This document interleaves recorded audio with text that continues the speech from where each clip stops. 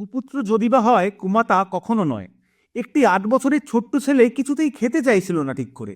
খালি এটা নিয়ে বায়না করছিল, ওটা নিয়ে বায়না করছিল, এবং তাতে ভীষণ বিরক্ত হয়ে তার মা কি করলেন, ছোট্ট ছেলেটার গলায় গামছা পেঁচিয়ে ছেলেটিকে মেরে ফেললেন।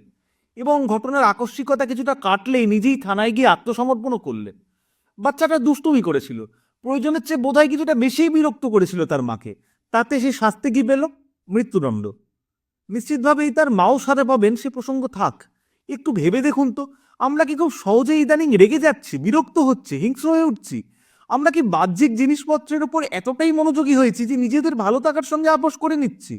শরীর এবং মনের স্বাস্থ্যের কথা না ভেবে আমরা কি সকলে কেবল ছুটে চলেছি? অথচ আমরা নিজেরাই জানি না কেন আমাদের এই প্রাত্যহিক ছুটে যাওয়া, কিসের মোহে আমাদের এই ইঁদুর দৌড়। নিজের জন্য নিজের থেকে একটু সময় চেয়ে নিন, কিছুটা শান্ত হন, নতুন করে নিজেকে এবং চারপাশের মানুষজন ও পৃথিবীকে ভালোবাসতে শিখুন।